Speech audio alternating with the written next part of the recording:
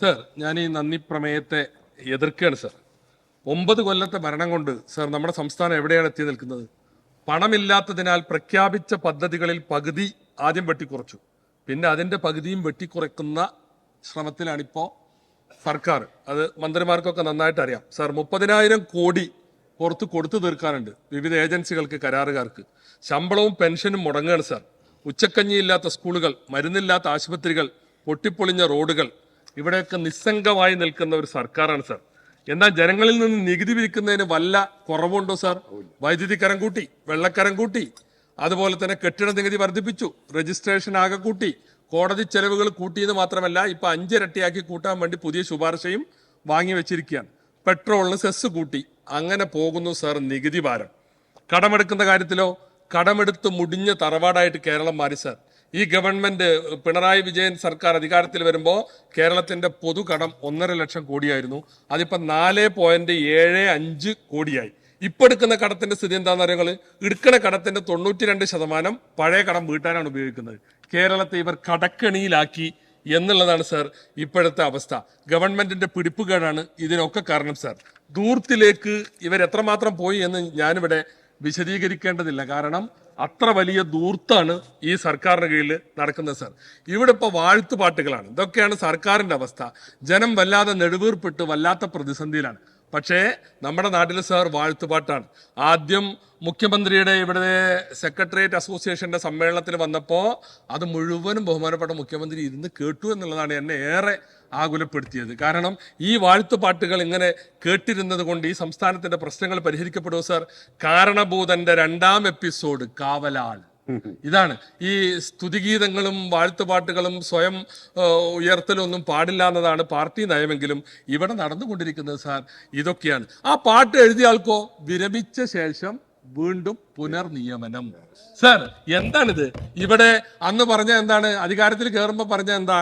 ചില അവതാരങ്ങൾ വരും, അവരെ ശ്രദ്ധിക്കണം. അവതാരങ്ങൾ ഇപ്പൊ ഈ കോലത്തിലാണ് വരുന്നത്. എന്നിട്ട് നിങ്ങൾ പുനർനിയമനം കൊടുത്തു. അപ്പൊ അതൊക്കെയാണ് സാർ ഈ സംസ്ഥാനത്ത് നടക്കുന്നത്. പക്ഷെ ജനങ്ങൾ ഇതിനൊക്കെ പ്രതികരിക്കുന്നുണ്ട് കേട്ടോ. ഇവിടെ ഇപ്പൊ കഴിഞ്ഞ തെരഞ്ഞെടുപ്പുകളുടെ സ്ഥിതി എന്താ? പാർലമെന്റ് തെരഞ്ഞെടുപ്പിൽ നിങ്ങൾ ആകെ തകർന്ന് തരിപ്പണമായി. നിങ്ങളുടെ പാർട്ടി ഗ്രാമങ്ങളിലടക്കം വോട്ട് നഷ്ടപ്പെട്ടത് എന്തുകൊണ്ടാണെന്ന് നിങ്ങൾക്ക് ഇതുവരെ കണ്ടെത്താൻ സാധിച്ചിട്ടില്ല. പാർട്ടി ആകെ തകർന്നു പോയി എല്ലാ മണ്ഡലങ്ങളിലും. ഇവിടെ തൃശ്ശൂർ നിങ്ങൾ താലത്തിൽ സുരേഷ് ഗോപിക്ക് ഒരു വിജയം കൊടുത്തതല്ലാതെ അതുപോലെ വേറെ എവിടെയാണ്? എല്ലായിടത്തും നിങ്ങൾ തോറ്റു. അത് കഴിഞ്ഞിപ്പോ ലോക്സഭയിലേക്ക് ഉപതെരഞ്ഞെടുപ്പ് നടന്നു. പ്രിയങ്ക ഗാന്ധി വയനാട്ടിൽ മത്സരിച്ചു. നിങ്ങൾക്ക് വന്ന വോട്ടിന്റെ കുറവ് എത്രയെന്ന് പറയുന്നത്? 70,000 വോട്ടിന്റെ കുറവുണ്ടായി. അന്ന് രാഹുൽ ഗാന്ധിക്ക് കിട്ടിയതിനേക്കാൾ 50,000 വോട്ടിന്റെ ഭൂരിപക്ഷം പ്രിയങ്ക ഗാന്ധിക്ക് കൂടുതൽ കിട്ടി എന്നുള്ളതാണ്. അപ്പൊ കേരള ജനത ഇതിന് പ്രതികരിക്കുന്നുണ്ട് സാർ. പാലക്കാട്ടേക്ക് വന്നാൽ എന്തെല്ലാമായിരുന്നു സംഗതി. നിങ്ങൾ ഇവിടെ ഇപ്പൊ വലിയ വർത്താനല്ല പറയണേ BJPക്ക് എതിരാണെന്ന്. അവിടെ ഞങ്ങൾക്കെതിരെ മത്സരിച്ചത് അതാ രാഹുൽ മാങ്കൂട്ടത്തിൽ ഇവിടെയാണ് ഇരിക്കേണ്ടത്, അവിടെ ഉണ്ട്. ഏതായിരുന്നാലും രാഹുൽ മാങ്കൂട്ടത്തിനെതിരെ അവിടെ നിങ്ങൾ എല്ലാരും കൂടി ഒന്നിച്ചായിരുന്നു. CJP ആയിരുന്നു പ്രവർത്തനം. നീലട്രോളി വനിതാ നേതാക്കന്മാരുടെ മുറിയിൽ രാത്രി പോലീസിനെ വിട്ട് ക്രൂരമായി അവരെ അപമാനിച്ചു. നിങ്ങൾ അതിന് പാലക്കാട്ട് ജനത നിങ്ങൾക്ക് തിരിച്ചു നൽകി. 18,000 വോട്ടിന്റെ ഭൂരിപക്ഷവുമായാണ് ഈ ചെറുപ്പക്കാരൻ യൂത്ത് കോൺഗ്രസിന്റെ പ്രസിഡന്റ് ഇവിടേക്ക് കടന്നു വന്നിട്ടുള്ളത്. നിങ്ങൾ ഇന്നലെ വരെ കോൺഗ്രസ് ആയെന്ന് ഒരുത്തന് രാത്രി കൂറുമാറ്റിയിട്ട് കൊണ്ടുവന്നു. എന്താ സ്ഥിതി? ദയനീയമായിട്ട് നിങ്ങൾ തോറ്റില്ലേ? നീലട്രോളിയെ കുറിച്ച് കാര്യമാക്കേണ്ടെന്ന് അന്ന് NN കൃഷ്ണദാസ് പറഞ്ഞു. ആ കൃഷ്ണദാസിനെ ഇപ്പൊ പാർട്ടി താക്കീത് ചെയ്ത് വെളിവുള്ളവർക്കൊന്നും ആ പാർട്ടിയിൽ രക്ഷയില്ല എന്നാണ് കൃഷ്ണദാസിന്റെ താക്കീത് തെളിയിക്കുന്നത് സാർ. പാലക്കാട് 18,000 വോട്ടിന്റെ ഭൂരിപക്ഷത്തിനാണ് ഞങ്ങൾ ജയിച്ചത്. ഏതാ പാലക്കാട്? AKGയുടെ പാലക്കാട്, നായനാരുടെ പാലക്കാട്, എല്ലാ നിലക്കും CPMന്റെ സമൃദ്ധിയുള്ള പാലക്കാട്. ആ പാലക്കാട് VSന്റെ പാലക്കാട്, അങ്ങനെ പലരുടെയും ഇടതുപക്ഷത്തിന്റെ കോട്ടക്കൊത്തളമായിരുന്ന പാലക്കാട്ട് 3ാം സ്ഥാനത്ത് ദയനീയമായ പതനത്തിലേക്ക് നിങ്ങൾ പോയി എന്നുള്ളത് നമ്മൾ കാണേണ്ടതുണ്ട് സാർ. പിന്നെ പറയണത് ചേലക്കര ജയിച്ചില്ലെന്നാ. ഇവിടെ ഇരുന്നിരുന്ന രാധാകൃഷ്ണൻ മന്ത്രി, അദ്ദേഹം 40,000 ഭൂരിപക്ഷത്തിന് അങ്ങോട്ട് വന്നത്. ഇപ്പോ ജയിച്ച ആൾക്ക് 8,000 വോട്ടിന്റെ ഭൂരിപക്ഷമാണ്. അത് വിജയമാണോ? അത് നേട്ടമാണോ കോട്ടമാണോ? വിലയിരുത്തിക്കോ. നിങ്ങൾക്ക് എന്തും പറയാം. നേട്ടമാണോ കോട്ടമാണോ എന്നൊക്കെ വിലയിരുത്താം സാർ. ഇപ്പോൾ ഉള്ള വിജയരാഘവന്റെ ചില പരാമർശങ്ങൾ, ഈ വയനാട്ടിലെ വിജയത്തെക്കുറിച്ച് പറയുന്നത് എന്താ? ആ വിജയത്തിന്റെ മുന്നിലും പിന്നിലും മുസ്ലിം വർഗീയതയുടെ മോശമായ പ്രകടനം കണ്ടു. മൂപ്പരെ പ്രയോഗം മൂപ്പർക്ക് മാത്രമേ തിരിയുള്ളൂ. എന്നാലും പറഞ്ഞത് എന്താ ഉദ്ദേശിച്ചത് മനസ്സിലായി. എന്താ, ഇതൊരു രാഷ്ട്രീയ വിവേകമാണ്. രാജ്യത്തെ ന്യൂനപക്ഷങ്ങൾ ഐക്യകണ്ഠേന, രാജ്യത്തെ മതേതര വിശ്വാസികൾ ഐക്യകണ്ഠേന ഒന്നിച്ചു നിന്നാണ് ലോകസഭയിലേക്ക് ഞങ്ങളെ ജയിപ്പിക്കുന്നത്. എന്താ, അവിടെ നിങ്ങളെ ജയിപ്പിച്ചൊരു കാര്യമില്ല. നിങ്ങൾക്ക് എന്താ രാഷ്ട്രീയം ഉള്ളത്? നിങ്ങൾ ഞങ്ങൾക്ക് വോട്ട് ചെയ്തോളി, ഞങ്ങൾ അവിടെ പോയിട്ട് കോൺഗ്രസിന് കൊടുത്തോളാം. എന്തിനാ നിങ്ങളെ കയ്യിൽ തന്നിട്ട് കോൺഗ്രസിന് കൊടുക്കണം? നേരിട്ട് കോൺഗ്രസിന് കൊടുക്കാം. അത് രാജ്യത്തെ ജനങ്ങൾ തീരുമാനിച്ചു. വളരെ ലളിതമായ രാഷ്ട്രീയല്ലേ. അവിടെ ലോകസഭയിൽ നിങ്ങൾക്ക് ഒരു രക്ഷയില്ല മക്കളെ. ഇനി വരാൻ പോണ ഒരു തെരഞ്ഞെടുപ്പിൽ നിങ്ങൾ ജയിക്കാൻ പോണില്ല. അപ്പൊ അതുകൊണ്ട് അവിടെ ലോകസഭാ തെരഞ്ഞെടുപ്പിൽ അത് രാഷ്ട്രീയ വിവേകമാണ് കാണിച്ചത്. ആ വിവേകം കാണിച്ചതിന് ഒരു സമുദായത്തെ ഇത്ര മോശമായി ബത്സിക്കുന്നതിനെ എങ്ങനെ ഇടതുപക്ഷത്തിന് കൂട്ടുനിൽക്കാൻ സാധിക്കും? എന്താ പറഞ്ഞത്? പ്രിയങ്ക ഗാന്ധിയുടെ പ്രകടനത്തിന്റെ മുന്നിലും പിന്നിലും മുസ്ലിം വർഗീയതയുടെ മോശം പ്രകടനം കണ്ടുന്ന. ഇതെന്ത് മോശം പ്രകടന?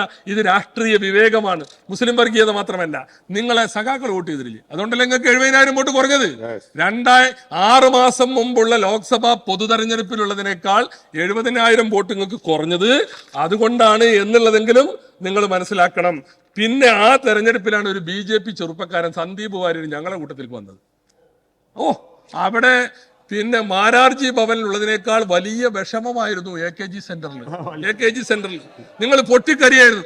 ഞാൻ ചോദിക്കട്ടെ, സന്ദീപ് വാര്യര് BJPയോട് തെറ്റിയപ്പോ AK ബാലൻ സഖാവ് എന്താ പറഞ്ഞത്? നല്ല ക്രിസ്റ്റൽ ക്ലിയർ ആണ്. സഖാവാക്കാൻ പറ്റിയ, കോമ്രേഡ് ആക്കാൻ പറ്റിയ 1-ാം നമ്പർ വ്യക്തിത്വമാണ് ആര്? സന്ദീപ് വാര്യർ. അയാൾ കോൺഗ്രസ് ആയപ്പോ നിങ്ങളൊരു സാമുദായിക ആഭിമുഖ്യമുള്ള പത്രത്തിൽ അയാളെ കുറിച്ച് പരസ്യം കൊടുത്തു. തരാതരം പോലെ പരസ്യങ്ങൾ. ഇതല്ലേ നിങ്ങളുടെ തെരഞ്ഞെടുപ്പ് തന്ത്രം? പൊട്ടിപ്പാളിസായില്ലേ? അപ്പൊ അതുകൊണ്ട് അവിടെ നിങ്ങളുടെ രാഹുൽ ബാബുട്ടത്തിൽ പോയി. പിന്നെ ഇന്ന് പ്രസംഗിച്ചവർ, നന്ദി പ്രമേയം അവതരിപ്പിച്ച ആളും അതിനെ തുടർന്ന് ബഹുമാനപ്പെട്ട AC മൊയ്തീൻ സഹാബ് ഒക്കെ പറഞ്ഞത് ജമാഅത്തെ ഇസ്ലാമിയെ കുറിച്ചാണ്. ജമാഅത്തെ ഇസ്ലാമിയെ ഞങ്ങൾ കൊണ്ടു നടക്കുന്നു, പാണക്കാട്ടെ തങ്ങൾ ഉയർത്തി കാണിക്കുന്നു. ഇതൊക്കെയാണ് ഇപ്പൊ നിങ്ങളെ പരാതി. ഞാൻ ചോദിക്കട്ടെ, ജമാഅത്തെ ഇസ്ലാമിക്കാരനെ പറഞ്ഞു 30 കൊല്ലക്കാലം ഞങ്ങൾ ഒന്നിച്ചു നിന്നതും പിന്തുണ കൊടുത്തതും ഇടതുപക്ഷത്തിനാണ്, CPM-നാണ് അല്ലേ? അതിൽ നിന്ന് ജമാഅത്ത് ഇസ്ലാമിക്ക് എന്ത് മാറ്റേണ്ടത്? ജമാഅത്ത് ഇസ്ലാമി മനസ്സിലാക്കി നിങ്ങളെ ഇതിനൊന്നും പിന്തുണക്കാൻ കൊള്ളുന്ന ഒരു കൂട്ടരല്ല. നിങ്ങൾ BJPയുമായി അന്തർധാരയുള്ളവരാണ്. അവരവരുടെ നയമാണ് മാറ്റിയത്, ഞങ്ങളല്ല നയം മാറ്റിയത്. അവർ നിങ്ങളെ പിന്തുണച്ചു. ഇമാമിന്റെ കൂടെ, അമീറിന്റെ കൂടെ മുഖ്യമന്ത്രിയും ജലീൽ ഉൾപ്പെടെയുള്ള നേതാക്കന്മാർ നിൽക്കുന്ന എത്ര പടങ്ങൾ ഈ കാലത്ത് വന്നു.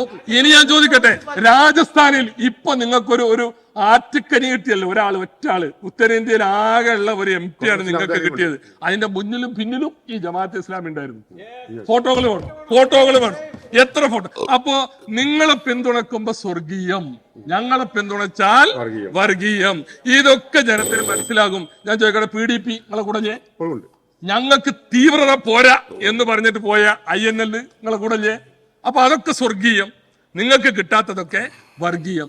ഇതൊക്കെ തിരിച്ചറിയാനുള്ള വിവേകം ഈ നാട്ടിലെ ജനങ്ങൾക്കുണ്ട്. ഏതായാലും നിങ്ങളെ കഷ്ടകാലം ആരംഭിച്ചു. പിന്നെ BJP, ഞങ്ങളിവിടെ CJP എന്ന് പറഞ്ഞാൽ എന്താ തെറ്റ്? തിരുവനന്തപുരം ഏരിയ സമ്മേളനത്തിൽ നിന്ന് തെറ്റിപ്പോയ നിലവിലുള്ള സെക്രട്ടറി നേരെ പോയത് അങ്ങോട്ടാ? BJPയിലേക്കാണ്. അയാൾക്കറിയാതെ രണ്ടും ഒന്ന് തന്നെയാണ് ഏകദേശം. CPM-ൽ പ്രവർത്തിക്കുന്ന ആള് തെറ്റിപ്പോയിട്ട് നേരെ പോയിട്ട് മെമ്പർഷിപ്പ് എടുത്തത് BJPയുടേതാണ്. ആലപ്പുഴയില് ജില്ലാ പഞ്ചായത്ത് മെമ്പർ. അങ്ങനെ എത്രയാൾ. അപ്പോ നിങ്ങൾക്കാണ് ഈ കച്ചവടത്തിൽ നഷ്ടം. ഇങ്ങനെ ഒരുമിച്ച് ഒപ്പം നിൽക്കണ്ട. കാരണം ആൾക്കാർക്ക് തോന്നുകയാണ്, ഏരിയ സെക്രട്ടറിക്ക് വരെ തോന്നി ഇത് രണ്ടിൽ പ്രവർത്തിച്ചാലും ഒന്ന് തന്നെയാണ് അല്ലേ? അപ്പോ ഇവിടെ നീല ട്രോളി വിവാദമായിരുന്നു ഈ ചെറുപ്പക്കാരനെതിരെ ഏറ്റവും കൂടുതൽ എടുത്ത്. നമ്മളെ സ്പീക്കർ ഇവിടെ വന്നപ്പോൾ അയാൾക്ക് ഒരു നീല ട്രോളിയാണ് സമ്മാനിച്ചത് എന്ന് അത് ആ വിജയത്തിന്റെ ഒരു പ്രതീകമായിട്ട് ഞാൻ കാണുകയാണ്. ഏതായിരുന്നാലും ഞാൻ ദീർഘിപ്പിക്കുന്നില്ല. വളരെ ദുരിതത്തിലാണ് ജനങ്ങൾ. ആ ജനജീവിതം ദുസ്സഹമായ സാഹചര്യത്തിൽ ഇല്ലാത്ത കാര്യങ്ങൾ പറഞ്ഞ് അവതരിപ്പിച്ച ഈ നന്ദി പ്രമേയത്തെ ഞാൻ വളരെ ശക്തമായി എതിർക്കുന്നു.